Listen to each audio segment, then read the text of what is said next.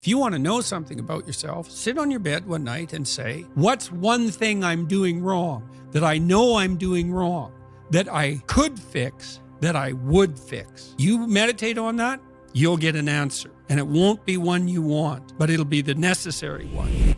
When you're trapped, some of it's your own inadequacy. What you can do to begin with is every bloody thing you possibly can do to put yourself in the most virtuous and powerful negotiating position possible. Wherever I go in the world, people come up to me and they often have a pretty rough story to relate. It's an awful thing because you see, even in the revelation of their triumph, the initial depth of their despair. So I wouldn't change that, but it's not nothing. It's certainly not just happiness. It's better than happiness, but it's almost unbearable.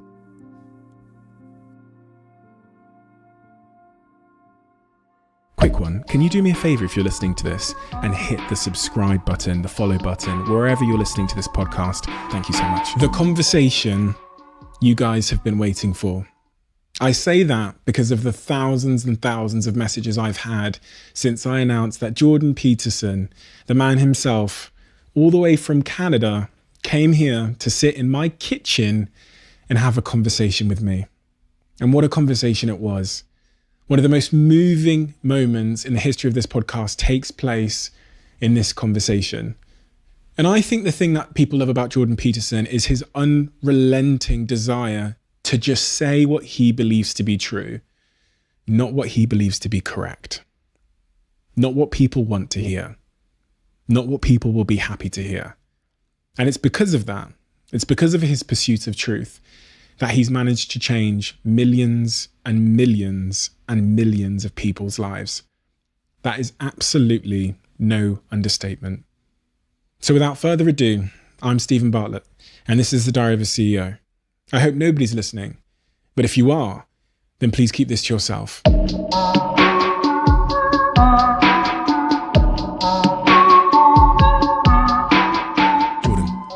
First, I feel like I owe you a debt of gratitude, and I want to say thank you for the impact you've had on my life. And I'll point at the specific impact you've had on my life. And you asked me before we started recording why this podcast had been successful. One of the reasons is actually something I've gained from reading and listening to your work, and that's this real commitment to trying to be your true self and trying to be your truth.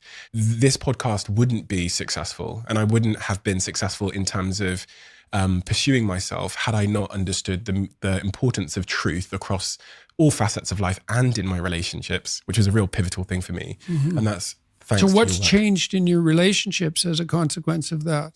So I believe it's really difficult to truly connect with someone if you're not speaking and being your truth. And I wasn't. I think I was wearing a mask in my relationships in the context of I didn't express how I was thinking and feeling. I was trying to be who I thought my partner wanted me to be. And at the point when I let down the mask and I started speaking my truth, actually, as I was departing from the relationship got stronger than ever before. And it was like we were never actually connected until I was being true with her, with my feelings, with what I wanted, with my life. And since then, I would categorize my relationship as being the strongest thing I've ever seen in terms of a romantic connection with someone.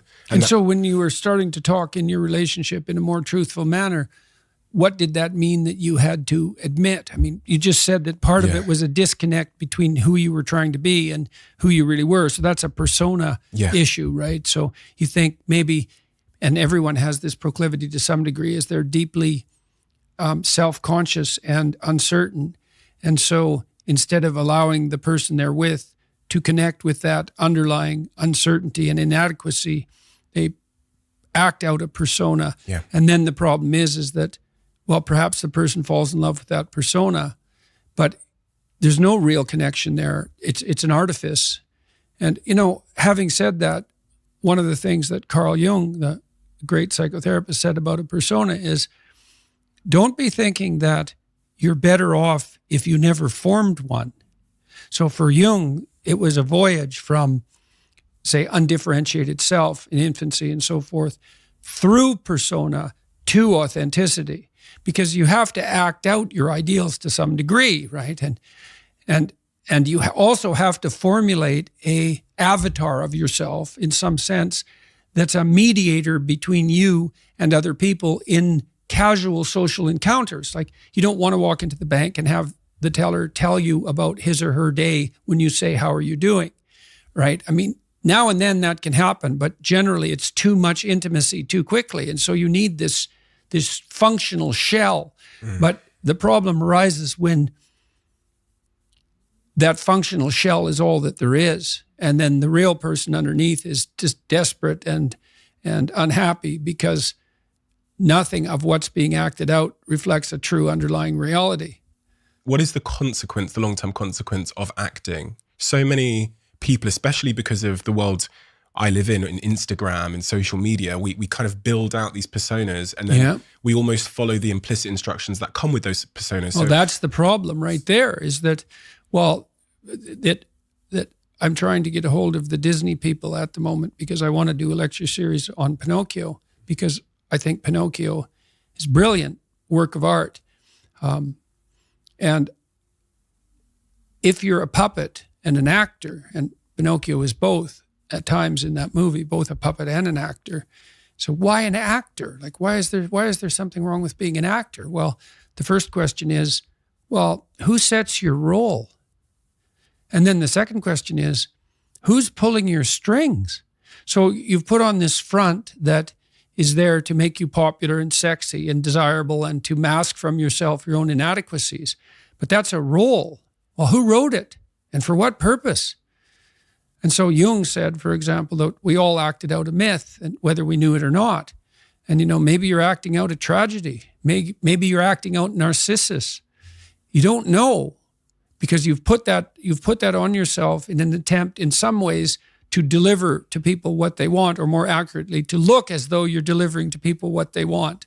And it's not nothing to do that, right? Because at least you're attempting, in some sense, to adapt to the social world. Someone who's really infantile and dependent, someone who's never left home, part of their problem is that they haven't crafted a persona.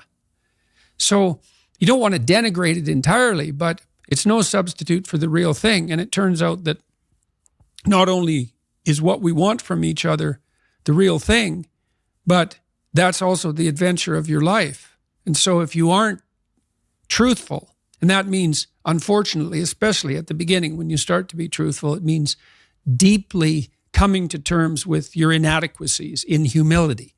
So it's very painful. Without that, you don't have the adventure of your life. You have the role that you've acquiesced to. And that'll take all the meaning out of your life. The adventure of your life. You say, imagine who you could be, and then aim single-mindedly at that. Mm-hmm. I encounter these young people who appear to know who they could be, or they've imagined who they could be, but for whatever reason, they seem to choose the certain misery of their current situation, the job that's sucking their soul out, or that relationship, over the uncertainty they'll encounter as they go on the adventure of their life. So what would I say to these young people who always say to me, Steve, I want to do this, but you can see them stifled by fear, because it's like... Yeah, well, it's like, make a plan, man. So when I was doing my clinical work, which I did a lot of career work with my clients, both at a beginner level, I would say, like really a beginner level, with people who had no employment whatsoever, no history of employment, who were undereducated and who lacked every skill you could possibly imagine. So these were people who were really in dire straits, up to people who were operating at the top of their profession, but who could still strategize forward. And so, for example, let's say you're at a dead end in your job. Okay, so I don't find my work meaningful. All right, so that's a problem statement. It's like, well, why not? I find the work I do repetitive and boring and without spirit. I have a bad relationship or a neutral relationship with my boss who doesn't know who I am. I have problems with coworkers. All of that needs to be differentiated, right, and analyzed in detail. So we might say, for example, let's say you believe that you're undervalued at work, and maybe you are. What you need to do is you have something to say, and we would have to figure out what it is that you have to say. But it would be some variant of, I'm bringing more value to the table than I'm being compensated for, and that's demoralizing me. And it's also not good for you being my boss, because if I'm actually more valuable than is being recognized, then the fact that you're not valuing me properly means that I will become demoralized. I won't work properly, and you won't get the best out of me. So it's bad for both of us. And if your boss is in principle not amenable to such a discussion, then what you should seriously consider doing is finding another job. Okay, so let's say we're going to set you up for this. Okay, this isn't like next week's enterprise, man. This is your life. So the first thing I would ask is, well, do you have your resume or CV in order?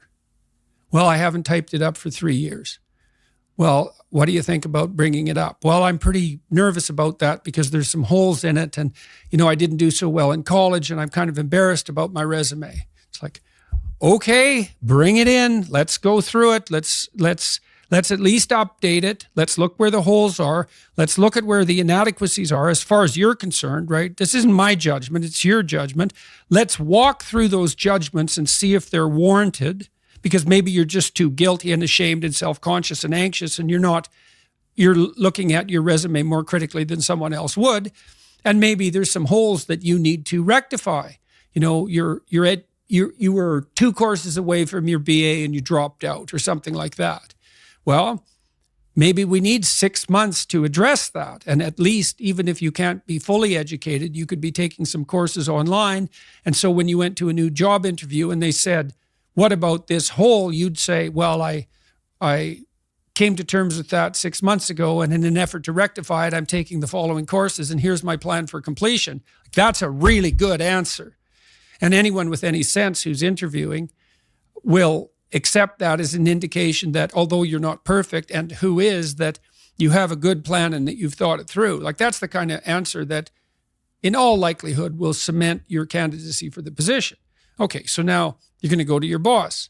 Well, you have to have your CV and your resume in order, and you have to be able to stand on it solidly, and which at least means that you're prepared to address the inadequacies in a credible, realistic, believable, and truthful manner.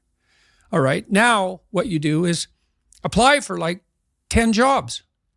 You don't have to take them, but maybe you have to go to an interview or 2 or 3 or 4, and maybe there's a bunch of opportunities out there for you that you didn't even know about. And maybe someone offers you a job. And so now you can go to your boss and say, here's the situation I'm in here at work. Here's my evaluation of the problems in relationship to me. Here's what I could do for you if you gave me a 40% raise and the opportunity to progress, but I'd like to see a plan for that. And I've been looking for other opportunities before conducting this discussion, and I have some.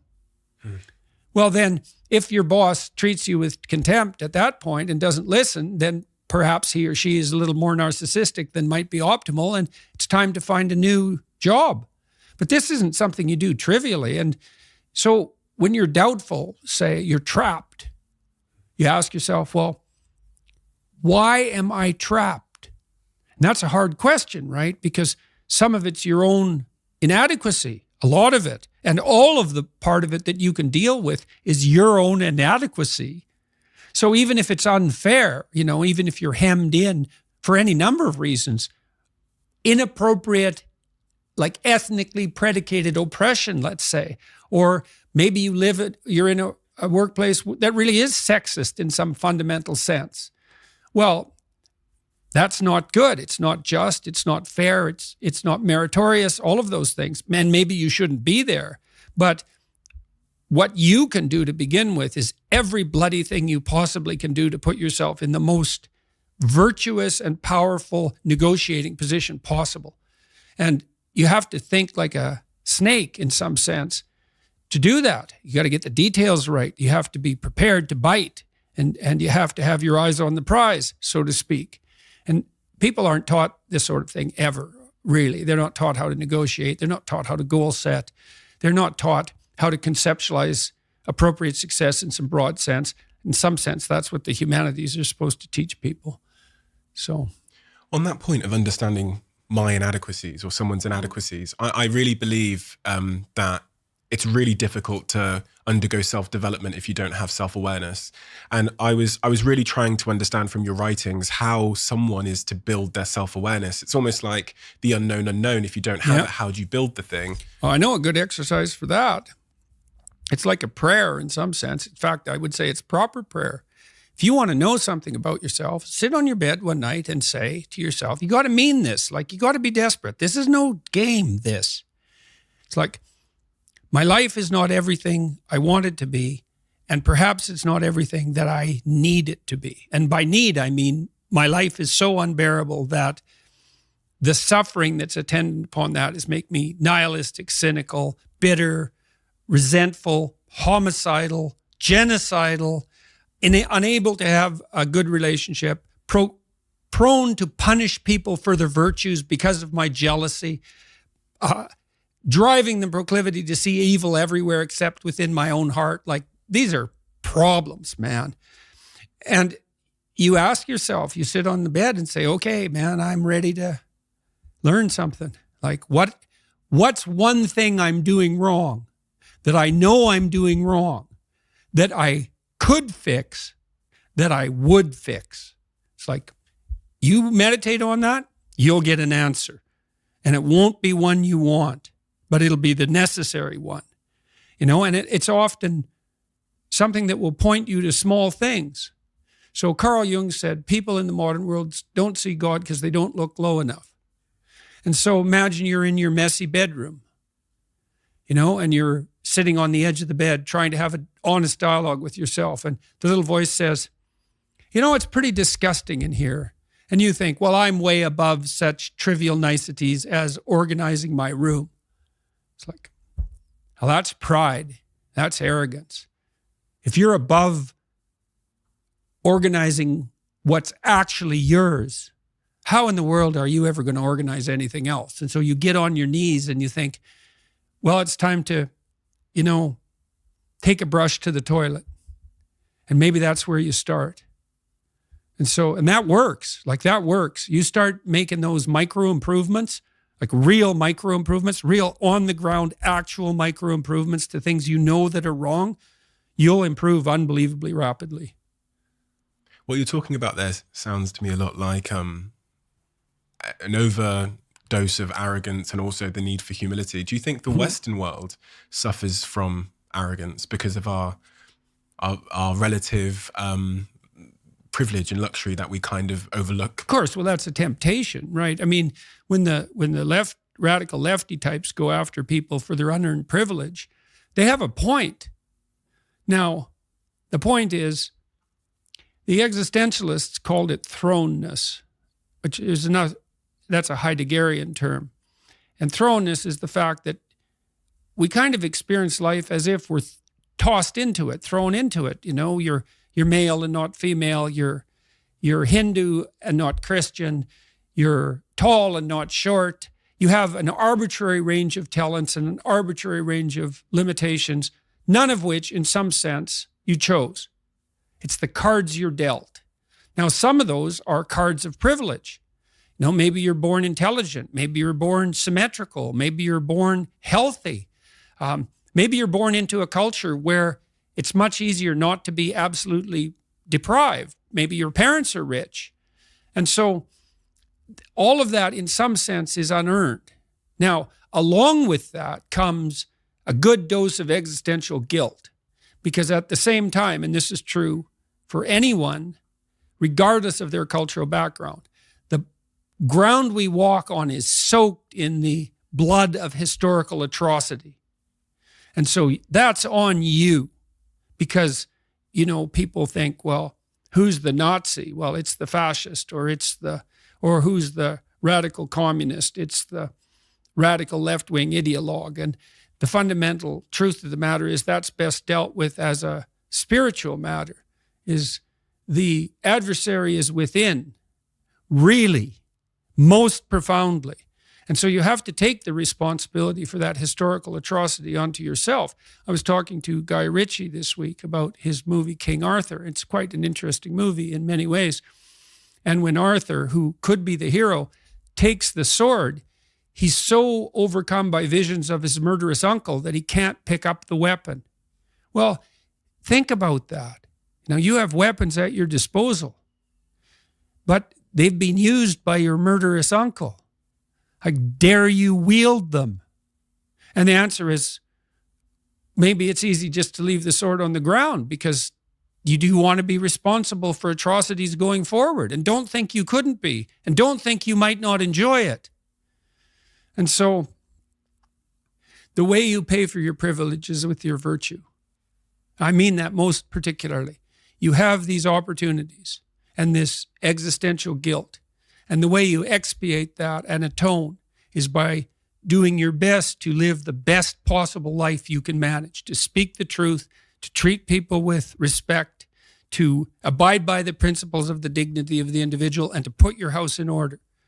And that's how you pay for your unearned privilege. All of us.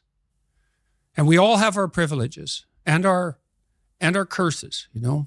All of us have that. That's why it's not useful to be envious of people. You know, you're a young man, you see someone drive by in a Ferrari with a blonde, and you think, my God, he's got everything. And, you know, the woman in the car is a prostitute who's got a cocaine addiction, and her life is just one catastrophe after another. And he's had to lie and cheat his way into this position, and he's afraid that everything's going to come crashing down on him. And that's what you're jealous of. And it's just not that profound. You don't want someone else's fate. Man, your fate's enough, and your adventure's enough. It's plenty. It's more than you can ever fully realize. And so that's also part of the reason that we all believe that the individual has some intrinsic dignity. It's don't be so sure that your position and your room is so damn trivial. It might be your attitude towards it that's trivial. And if you're in dire straits and dire circumstances, just look at how much opportunity you have to make things better. So, not that it's easy. You don't even want it to be easy. So. On that point of you don't want it to be easy, I've really contended with this idea of struggle and chaos in my life and the role it plays. And once upon a time, I thought I was trying to rid my life of chaos and struggle. Mm-hmm. I thought that's why I was trying to get rich and get the Ferrari and the blonde. I thought that would create a life free of struggle. But then I looked at some studies, and I heard about this thing called gold medal depression, when Olympians come back from the Olympics and they've lost orientation. And then the day when someone offered to buy my company for a nine-figure number, and it filled me with this emptiness and this dread. And I tried to understand the role that struggle would have to play for me to be a fulfilled human being for the rest of my life.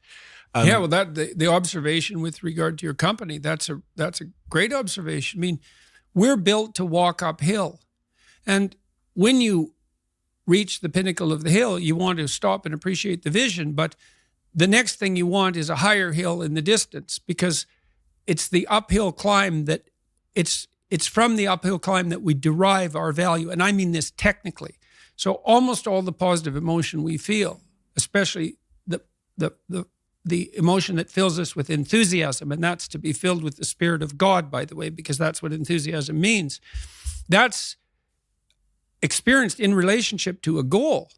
And so in some sense, and this is part of the religious enterprise, you want a goal that you can never attain, right? So you can always move closer to the goal that recedes as you move towards it. You think, well, that's frustrating. It's like Sisyphus pushing the rock uphill. But it's not, because as you pursue that goal, you put yourself together and your life does get better and richer and more abundant.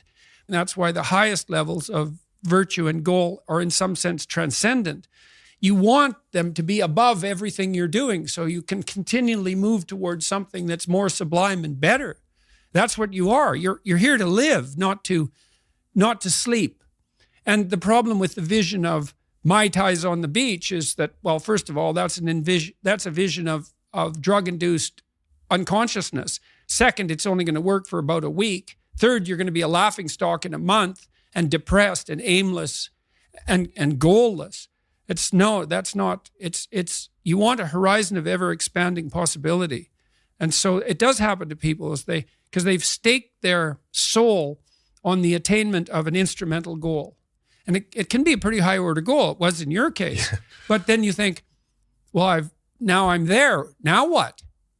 Well, the answer can't be, well, I'm going to live in the lap of luxury and never have to leave the face. What do you want to be? A giant infant with a gold bottle? You never have to do anything but lay in your back and suck. It's like, well, you see the problem with that as a conceptualization. It's no, you want to be like an active warrior moving uphill with your sword in hand. And that's dynamic. That's exciting. And that's why so many young men disappear into video games. That's all acted out in the video game. So they have to act that out in their own life. Not that I despise video games, because I don't, but they're not a substitute for life. They might be good training under some conditions for life.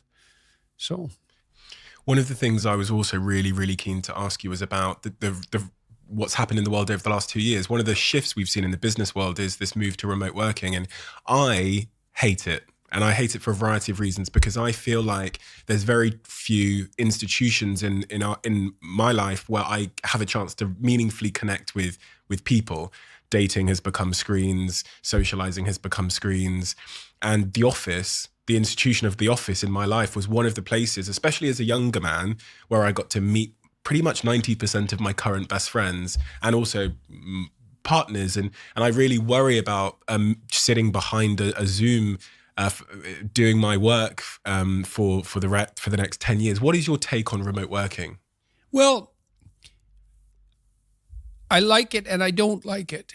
I think it's very difficult for us to understand our embodied environments well enough to duplicate them in a healthy and comprehensive manner in the virtual world, because we just don't understand what it is that we're doing when we actually do things rather than represent them. So, for example, I've thought a lot about online university. Okay, so then you could imagine, well, you can certainly imagine online lecture courses.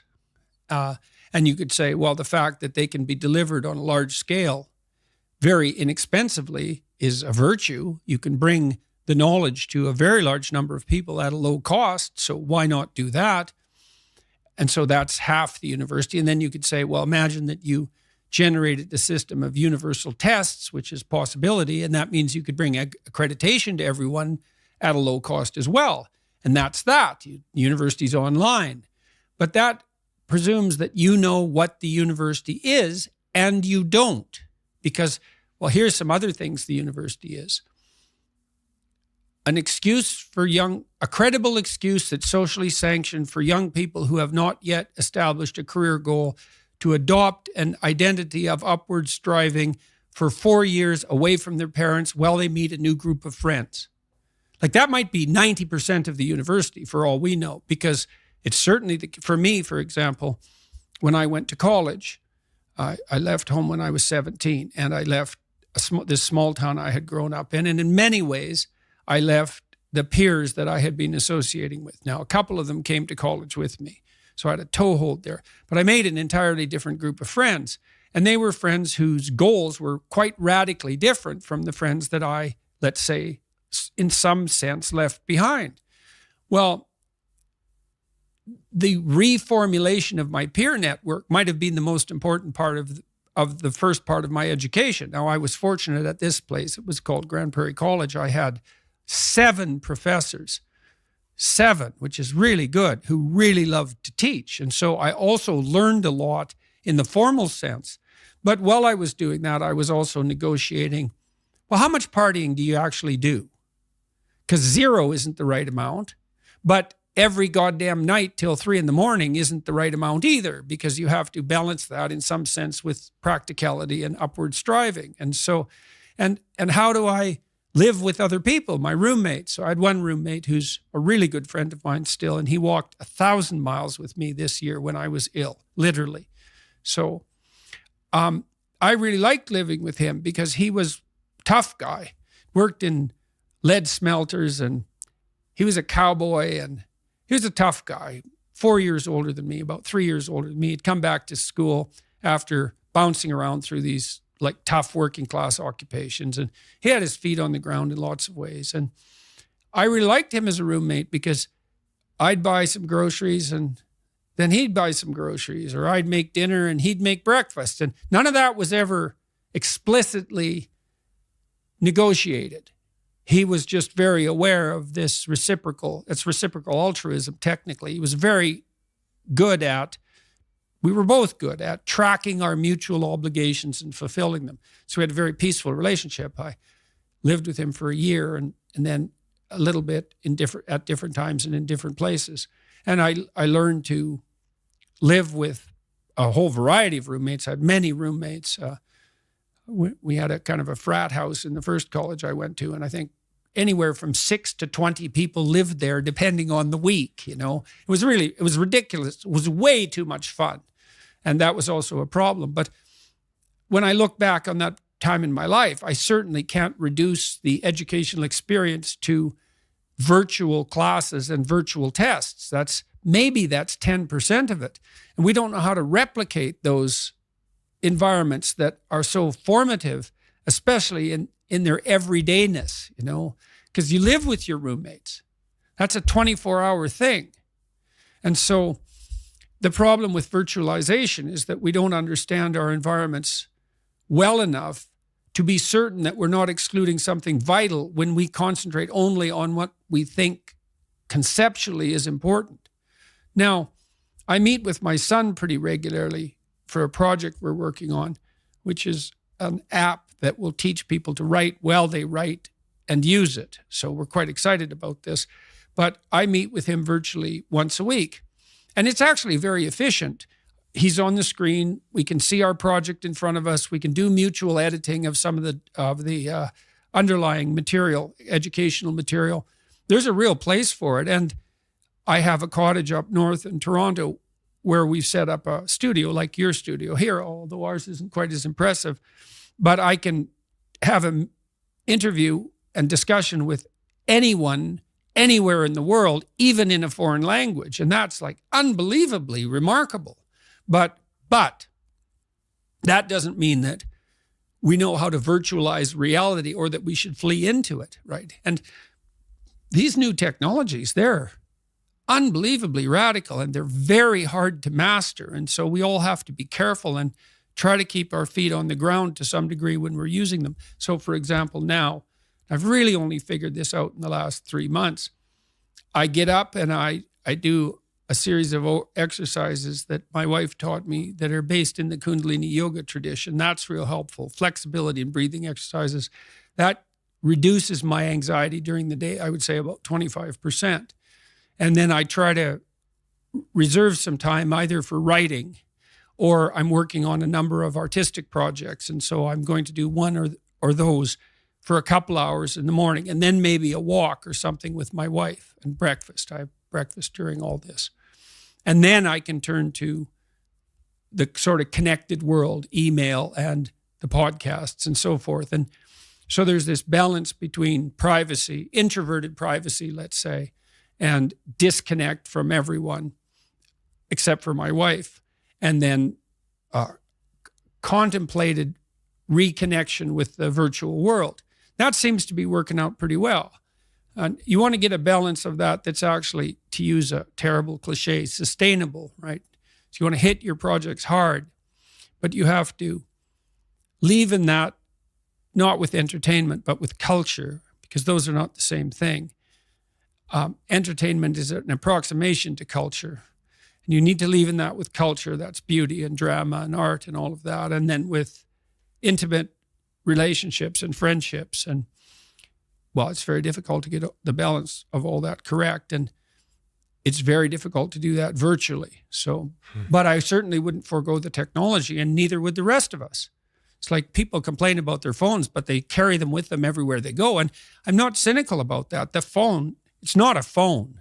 God only knows what it is, but it's definitely not a phone. And so it's not surprising that since it just appeared and it's so insanely powerful that we don't know what to do with it, and that might even wreck everything. Like God only knows. Twitter itself could bring civilization to a halt.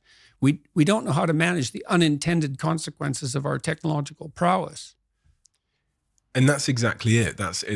We invent technology, often it seems for efficiency or to increase productivity. And it's almost impossible because of that ignorance to what the unintended consequences might be to predict them ahead of time. So we optimize. So essential doctrine of conservative political philosophy, right, is beware of unintended consequences. It's like, oh no, this thing will just do what I want it to do and nothing else. It's like, no, even Marx knew that wasn't true. Marx developed the concept of alienation. We get alienated from the products of our effort.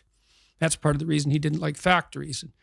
And fair enough, because factory work, which is repetitive, in some sense destroys our artisanal relationship with what we produce. Now, the problem with Marx's analysis is that, yeah, but it's pretty damn efficient and it lifts people out of absolute poverty really quickly. So, but that doesn't mean that, and existential philosophers after Marx developed the concept of alienation to quite a high degree. And technology does alienate us because of its artificiality and its coldness and its mechanistic nature, all of that. And well, we have to contend with that wisely. And then you ask, well, how do you contend with things wisely? And I would say, well, don't pollute your thoughts with deceit. You compromise your own wisdom. How are you going to make not intelligent decisions, wise decisions? That's why you shouldn't lie. It's like you're warping the mechanism that orients you in the world. Do you really want to do that? This is a brutal world, man. And I've seen this in my clinical practice. People whose houses are built on foundations of sand, and the wind starts to blow and the floods start to rise, and they are in such trouble. If you're lucky and something terrible comes your way and you're reasonably honest and your relationships are in good order, maybe you won't end up in hell. And I mean hell. I don't mean death. There's lots of situations you can get yourself in where death would be far preferable to what you're going through. So you need to be afraid of that. It's like, don't lie.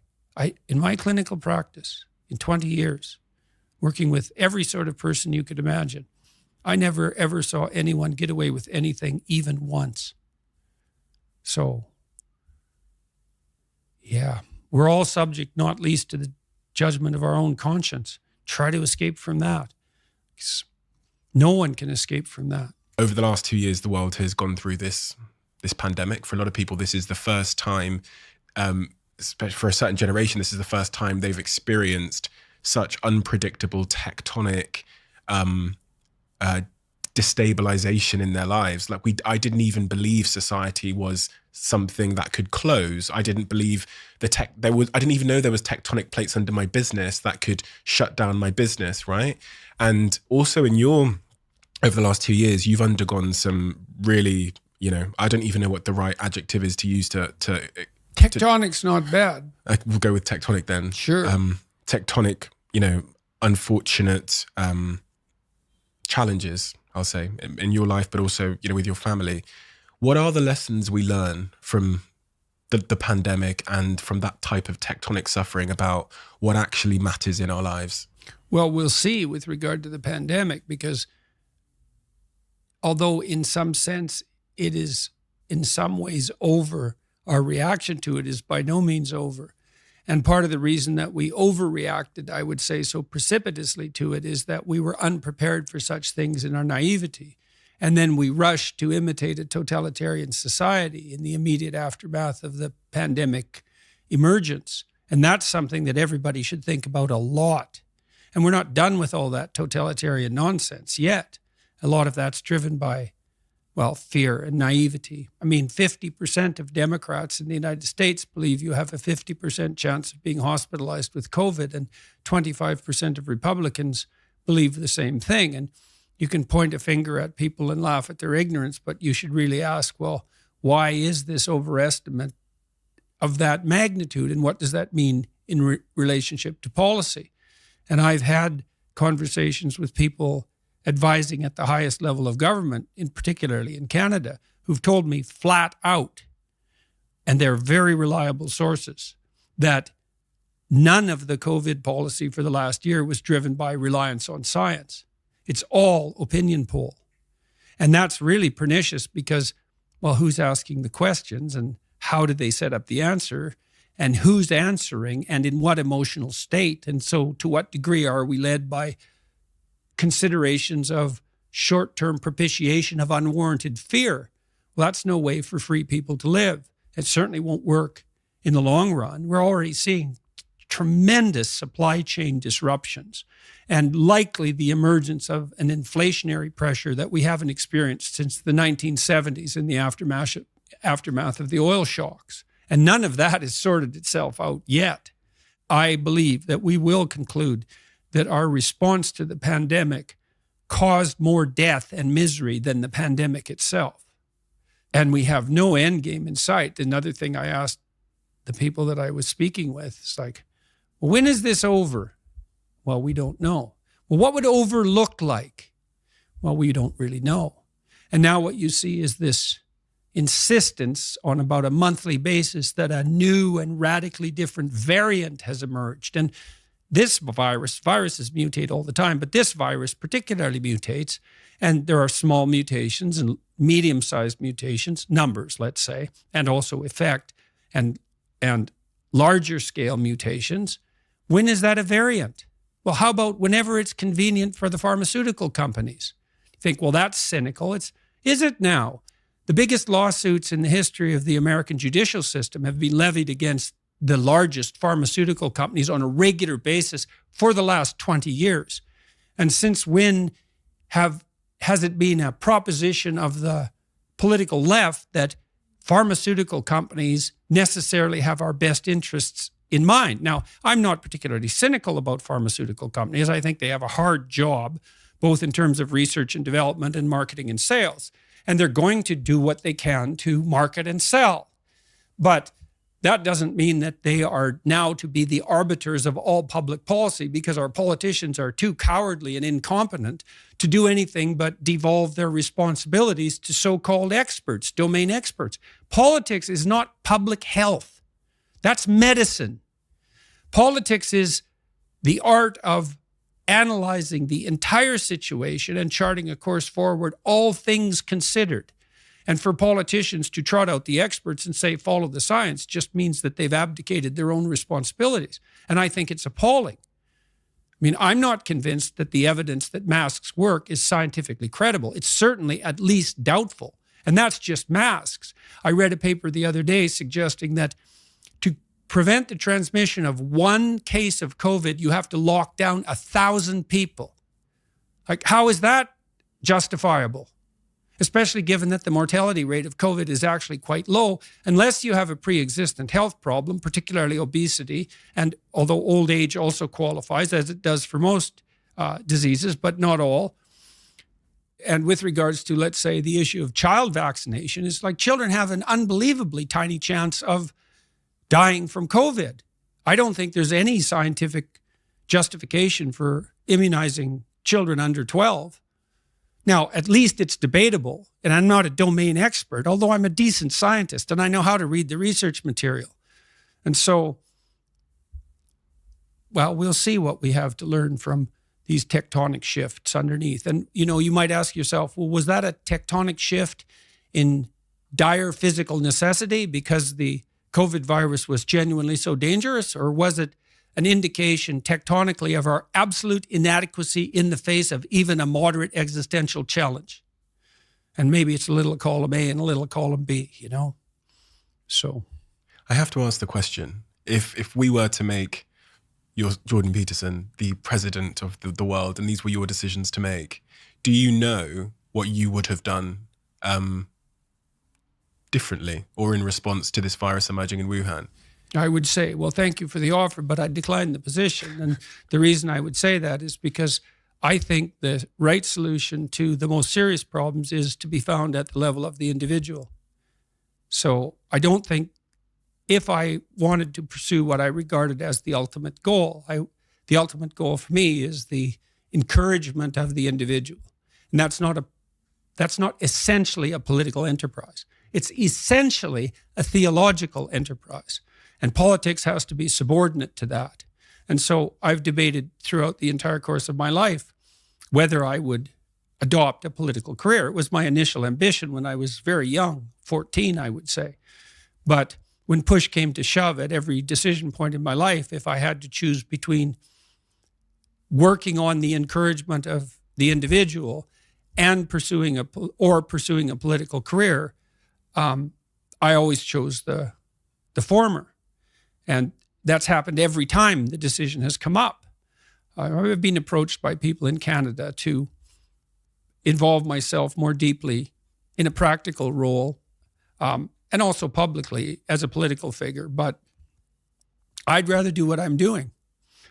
I'm in contact with people working politically all the time, both on the people in the middle, people on the right, people on the left. I'm agnostic about that because I know full well that conservatives have something to say and left-leaning liberals have something to say. That's basically predicated to some degree on their temperament. So conservatives tend to be more conscientious. So that's orderly and industrious, dutiful, patriotic, willing to make and keep verbal contracts, reliable, capable of implementation at the level of detail. That's kind of conservative virtues there, but they tend to be lower in creativity, openness to experience. They don't think as divergently, and their conscientiousness tends to constrain their creativity. Whereas the liberal types, they're high in openness to experience. That's the creativity dimension, but they tend to be lower in conscientiousness, particularly orderliness. And so what that means is those with a liberal temperament tend to be creative/entrepreneurs, and those with a conservative temperament tend to be managerial and administrative. That doesn't mean they can't run businesses. Well, you want a conservative person to run your business. You might want a more liberal person to pepper you with off-the-wall ideas, and then if you're going to run an enterprise, business, or a society, there has to be a continual dialogue between people of different temperaments so that we can keep the ship of state, let's say, tracking to an ever-moving destination. That's why free speech is so necessary. It's not another right. It's the right. So because none of us know what's going on in the final analysis, because the future is different than the past, really, we have to talk about what to do all the time. Because even if we made wise decisions in the past, that doesn't mean that we can mindlessly replicate those decisions right now in the present to deal with a changing future. So I want to help encourage people to become the sort of people who can engage in that free dialogue. And I think that's the best way forward, especially as we all become more technologically powerful. It's like, you better be smart enough to use your iPhone. And that's pretty damn smart, let's say wise, because that's no trivial gadget. And if you're not careful with it, it will turn on you. It will build authoritarian presumptions into our artificial intelligence systems, for example. And then look the hell out. So if you're going to have a hydrogen bomb, you better be wise enough to wield it. On that point of the encouragement of the individual, we all have people in our lives that we want to encourage. We hope. Yeah, we hope, right? And we sometimes fall foul of trying to force our own bias, our own intention for them, on them. What is the best way? If I've got a friend in my life or a partner that I want to encourage to come out of their place of despair into a better place, how do I effectively do that without overpowering them or stifling them or making them feel inadequate, which is sometimes the consequence of trying to change someone you love? Well, example's good. But then I would say disabuse yourself of the notion that you know what is best for this person. You don't, not only do you not know, you actually don't want that responsibility for two reasons. Let's say they do what you say and something good happens to them. Well, whose victory is that? Yours or theirs? And if it's yours, did you just steal it? And then let's say they fail following your advice. Well, they pay the price for that. And you can skip away merrily and say, well, I should have spoke more carefully. It's like, you don't mess about with people's destiny. You do not know where they're headed. Now, having said that, you do what you're doing in this interview, in this podcast. You ask people questions, real questions, like, how are you feeling? Oh, I'm not doing so good today. Well, what's up? What's going on? And you can't think, well, I'm going to ask questions to lead this person in a particular direction, because that's the same game, the same instrumental game. You have to see what it is that you want to know. I see this when people ask me questions after my lectures, now and then, or during a Q&A, now and then people get up and they'll ask a real question. It's part of the ongoing dialogue. Something struck them. They stand up. There's something they really want to know. It's an honest question. And that goes real well. But not infrequently, someone stands up with a little prepared speech that's packaged as a question. So I get this from Christian traditionalists fairly frequently. They get up and they ask me about my religious convictions, but really what they want to do is corner me into admitting that I should accept Jesus Christ as my Savior and join a particular, let's say, denomination. It's not a question. It's just a manipulation. And so your questions, like your statements, your questions should be honest. And if you ask people questions and you really listen, they will untangle themselves. And that's partly why people love to be attended to, Like, if I meet people on the street, I ask them their name. They're all usually flustered when they come up to me. They don't really want to interrupt me, and then they're flustered. And the first thing I do is shake their hand and ask them their name. And I listen, I'm not that good at remembering names, but I listen to it. And they know how to say their name. And so it kind of settles them down. And then it sort of marks them out as a person against the background, eh? And then if I pay attention to them and listen, they will tell me something in like 10 seconds that I need to know. Because they have something to say, And then if you listen, people tell you what they have to say, and then you get wise because you collect all that. And so you want to help someone. Well, first of all, you would decide that you're aiming towards help, right? And that you do that in the spirit of ignorance. This is what every good clinician learns is, I don't know where you're headed. I don't know what's wrong with you. This is a hard problem, man. It's like, what's your problem? I don't know what your problem is. So let's find that out first. And then let's find out one thing you can ask people. This is actually useful in an argument with someone you love. They're upset with you. What are your preconditions for satisfaction? Now, I wouldn't state it like that. It's like, if I could give you what you wanted right now in the context of this argument, and I wasn't doing it in a manipulative way, what is it that I would have to say or do that would in principle satisfy you? And that's a hard question, And the person might say, well, I think you should apologize and about this. And, and then I will say, what words should I use? And they'll say, well, if you loved me, you'd know. And I would say, no, I'm stupid and ignorant, and I don't know what the right words are to satisfy you. So why don't you give me a hand with that, and I'll utter them inelegantly and awkwardly in a good faith demonstration of my commitment to peace. And that won't be so good because maybe it would have been better if I came up with it myself, but maybe next time I can do slightly better. And that works. It requires the person who's after you to think through the question even of whether there's anything that could be said or done that would satisfy them. And if the answer to that is no, well, probably the relationship is over. But certainly the person that they're accusing has been put in an absolutely impossible position. But usually, almost inevitably, if the person meditates on it for a bit, there is something that would satisfy them that can be negotiated, as long as they're willing to give you the opportunity to do it, stupidly and badly. So, listening, man. Jimmy Carr, I talked to Jimmy Carr 2 weeks ago, the famous comedian. Yeah, it was real interesting. He said comedy is the most dialogical of the entertainment forms. And I thought, well, what do you mean by that? Because you're just, it's a monologue, right? Now, I do monologues, but I pay attention to the audience, right? I'm always talking to individual people in the audience and watching their reactions and listening to the audience as a whole. So even though it's a lecture, let's say, or a talk, I'm watching the audience and responding. So we're in a kind of dance. Well, Carr pointed out that comedians, before they hit the road, and this is virtually invariably the case, they have their new routines. So their corpus of potentially funny jokes. And then they do 200 shows in front of small audiences. And the audience either laughs or doesn't. And if you're listening, you collect all the jokes that people laugh at. If you do that 200 times, you have nothing but hilarious material. But you listened.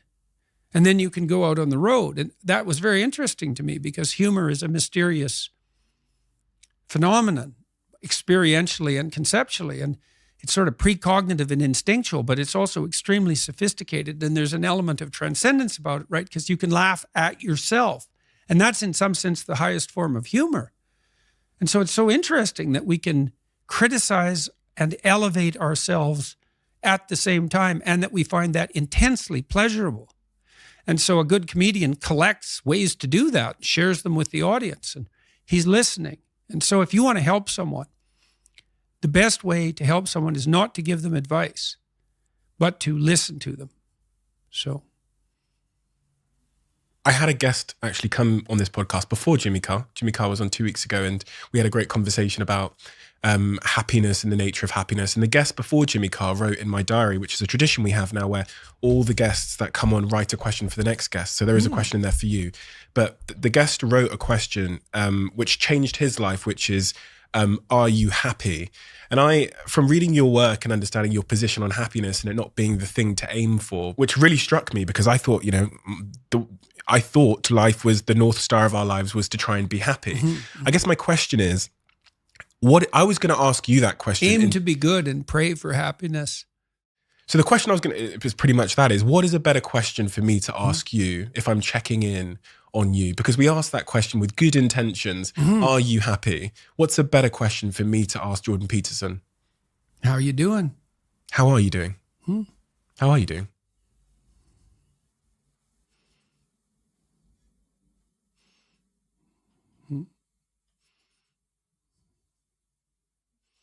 Brilliantly and terribly.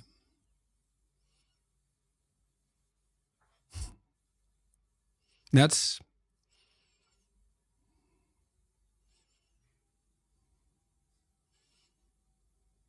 when you listen to a profound piece of music, one that sort of spans the whole emotional experience, it's not happy.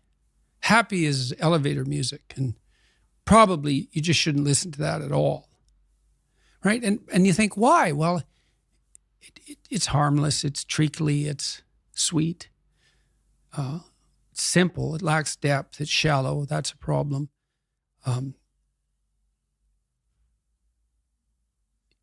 It doesn't have that deep sense of awe and horror, I would say, that is characteristic of the best of all music. You listen to some simple music, so-called. Hank Williams is a good example. The blues cowboy from the 50s who died of alcoholism when he was 27 and whose voice sounds like an 80-year-old man. Simple melody, but there's nothing simple in the song and in the voice.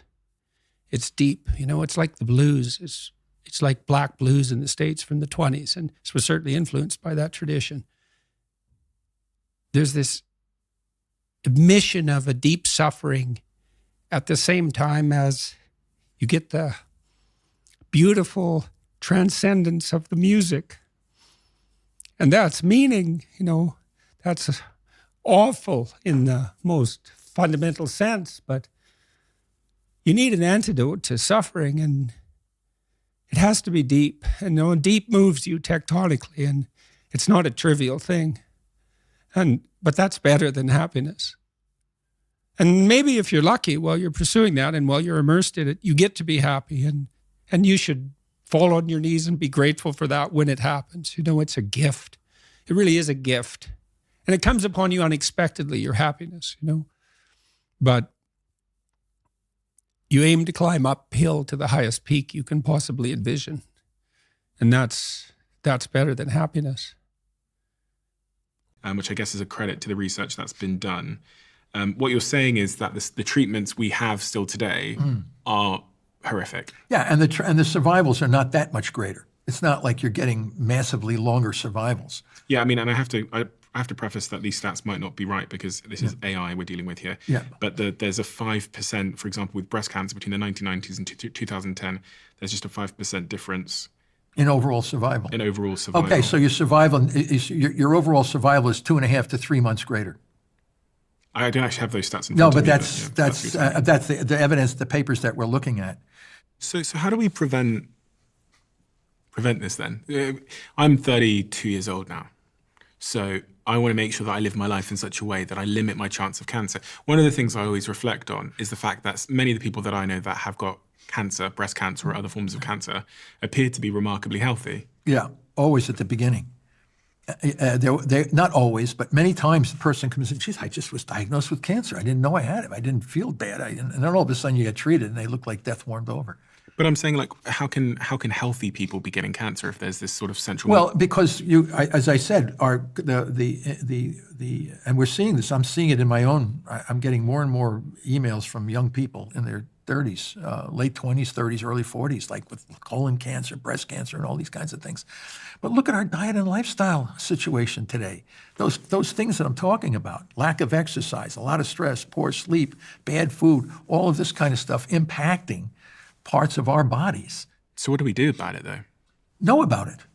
And then what do we do? So I know now. That's personal choice. I'm not here to take pieces and jelly donuts off the market for sure, or breakfast cereal. I love that stuff too. But the question is, I don't eat it every day, and I know if I do, it'll kill me.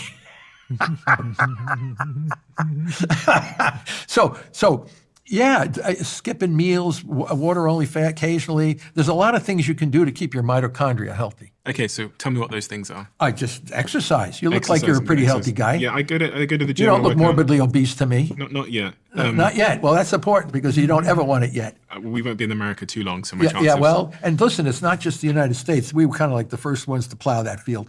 But it's starting to spread everywhere. I think in China, they have the most 200 million obese people in China now. So should I be on a keto diet then? Here's what we did, okay? We developed the glucose ketone index calculator at Boston College, all right, my students and I, because we were trying to work with cancer patients' blood sugar and ketones independently of each other. We had a ketone meter and we had a blood glucose meter. So we were monitoring ketones by itself and glucose by itself. And we worked with a very nice woman from American who lived in Nice, France, who since passed away from a brainstem tumor. It was very, very difficult. We kept her alive very long, but eventually we didn't know what we know now. But she got into an argument for a handicapped parking spot with her neighbor upstairs, and her blood sugar went through the roof. She ran upstairs and she took her blood sugar. And she says, oh my God, the tumor's gonna grow. I said, what's your ketones? And she says, oh, it's still 2.5 millimolar. Well, that's still pretty high. Usually it's very, very low. It's very high. So my students and I, we said, this is too traumatic to try to measure these two independently. Why don't we make a singular number, divide the glucose in millimolar in the blood by the ketone in millimolar in the blood. Now you get this number that's much more stable. And it allows the cancer patient to know that if I keep this zone at 2.0 and below, my tumor cells aren't going to be able to grow very fast. I did this for the brain cancer, right? Now it's being used for all cancers. And now it's being used for guys like yourself who just want to stay healthy. Because what it is essentially is a quantitative determination if you're in the Paleolithic zone or not. Oh, so if I'm at 2.0, like my friend Dominic D'Agostino, he's always down in these zones. He's a Paleolithic man living in modern society. What's a Paleolithic man? That's how our ancestors were during the Paleolithic period. Okay, so he's got the right balance of glucose and ketones in his blood. Like we did when we were hunting mammoths and buffaloes and these kinds of things, when we were hunter-gatherers in the thousands of years of our existence as a species, tens of thousands of years. He is in that zone. Is he in keto?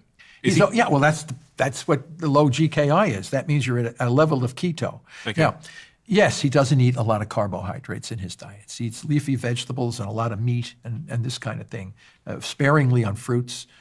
Like grapefruits, we learned from the epilepsy field, grapefruits provide a tremendous amount of vitamin C and do not spike glucose. So that's very interesting. So you can have certain fruits that can keep you in this metabolic zone of I call it the